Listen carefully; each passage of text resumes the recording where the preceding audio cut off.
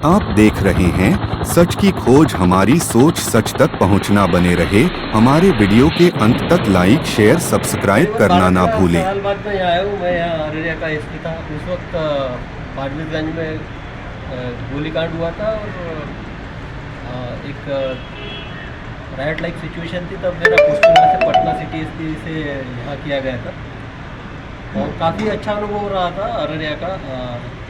और एक दिल से जुड़ाव था सारी, और आप लोगों के केसेस देख के भी सारी मेमोरी ताज़ा हो गई। सारे केसेस मुझे याद आ गए।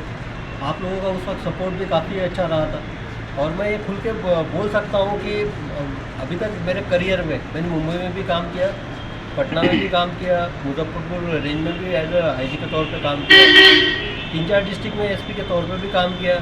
लेकिन जो अररिया का मीडिया जो मुझे कोऑपरेटिव लगा और एक सोसाइटी के लिए जो हेल्पफुल रहा है पुलिस के लिए हमेशा, वो मुझे कहीं पे नहीं दिखाई दिया। और रही बात यहाँ के अभी सिचुएशन की, जो एक डिकेड के बाद, एक दशक के बाद जो मैं परिवर्तन देख रहा हूँ, एक तो इंफ्रास्ट्रक्चर में परिवर्तन दिख ही रहा है। रास्ते में बहुत सारे छोटे छोटे इंडस्ट्रियल यूनिट भी दिख रहे, काफ़ी अच्छा है। लेकिन जो समस्या है वो पूरे, मुझे लगता है कि ये कि सीमांचल की समस्या दिख रही है मुझे। स्मैक का सेवन जो यंगस्टर्स वाला, ये एक जनरेशन को बर्बाद करने का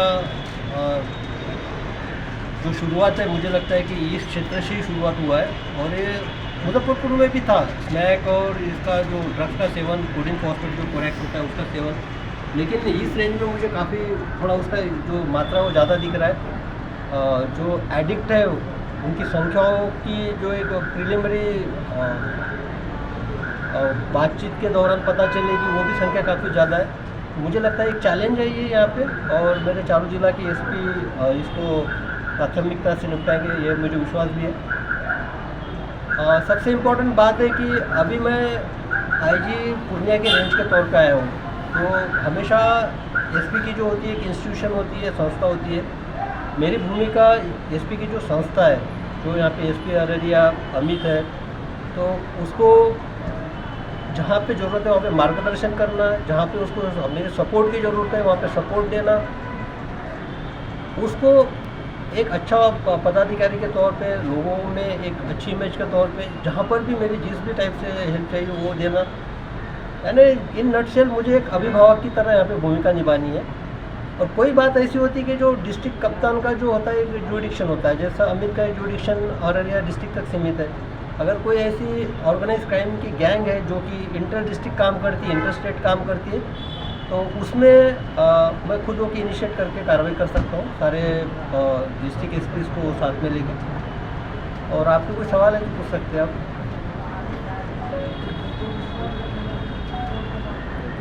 सर, आप जब यहाँ थे तो आर्थिक अपराध आपके निशाने पर था। मुझे लगता है कि आज भी वही है। आर्थिक अपराध जो है पूर्णिया पूरे रेंज में आर्थिक अपराध की एक जड़ है यहाँ पे, और उसी को खोदने की ज़रूरत है। मेरी यहाँ पे प्रायोरिटी तो वही थी आर्थिक अपराध की। और मैं बता देना चाहता हूँ कि उस वक्त एग्जाम्पल के तौर पे इंदिरा आवास को कोई ख्याल ही नहीं करता था। जैसा पैक्स के माध्यम से इंदिरा आवास का पैसा निकलता था, मुझे आज भी याद है कि उसमें करीबन 74 एफआईआर मैंने करवाए थे और 250 से ज़्यादा उसमें अरेस्टिंग हुई थी। और उस अरेस्टिंग में एसडीओ से लेके जो भी सरकारी पदाधिकारी से लेके बैंक के जो पदाधिकारी थे उनकी भी उसमें गिरफ्तारी हुई थी।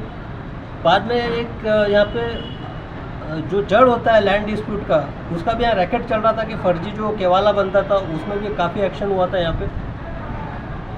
कपूरथला में भी इशू हुआ था ट्यूबेक्टोमी ऑपरेशंस का, जो कि एक स्कैम उद्भेदन किया था। तो काफ़ी यादें जुड़ी हुई है, अभी वो गिननाते नहीं बैठता हूँ मैं। लेकिन है यहाँ पे एक आर्थिक अपराध को एक अलग डायमेंशन से देखने की ज़रूरत है।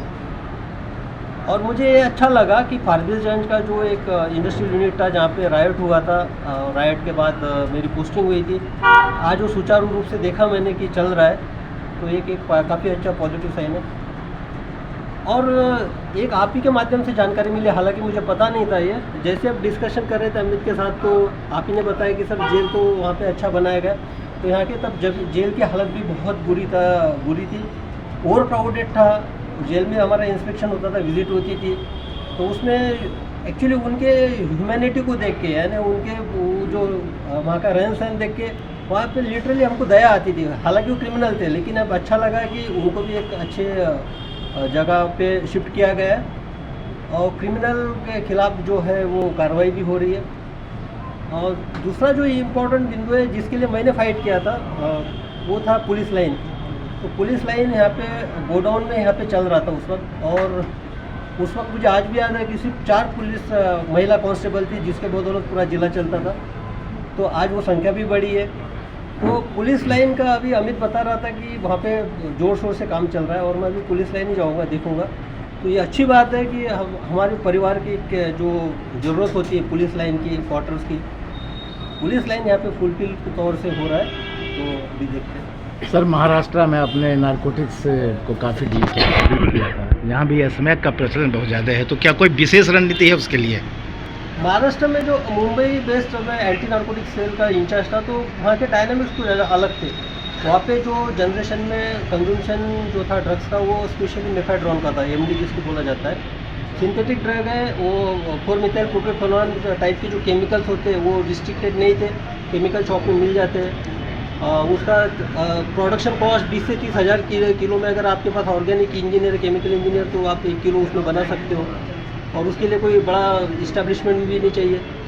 तो आपको नॉलेज है उसके अकॉर्डिंग, अगर 1 किलो आप बनाते हो तो मार्केट में आते आते उसका 20 लाख रुपए हो जाता था। तो जो प्रॉफिट मार्जिन था काफ़ी ज़्यादा था, और वो सिंथेटिक ड्रग का कंजम्पशन का ज़्यादा मात्रा था वहाँ पे, और आज भी है मुंबई में। तो वो काफ़ी डेंजरस ड्रग्स है वो। और मुझे, मैं पहले भी बताऊँ, मुझे वही डर है कि अगर ये स्मैक है, स्मैक जो है जो लोएस्ट क्वालिटी का हीरोइन का प्रोडक्ट है, सबसे जो लोएस्ट क्वालिटी का, अगर ये स्मैक के बाद अगर ये सिंथेटिक ड्रग के तरफ यूज चला जाता है, और यहाँ पे एक ऐसा ऑर्गेनाइज तरीके के, क्योंकि अभी पनप तो रहा ही है, जो सप्लाई चेन है डेवलप तो हो रही है, अगर उधर जाता है तो ये काफ़ी चैलेंज होगा। इसलिए कि पनपने से पहले हमको इनको निपटाना है और जड़ से निपटाना है। तो सबसे मेजर डिफरेंस मुझे ये दिखा कि सिंथेटिक ड्रग यहाँ पे अभी तक इंट्रोड्यूस नहीं हुआ है, जिसके लिए हमको और इसी तरह रहना है कि सिंथेटिक ड्रग यहाँ पे इंट्रोड्यूस हो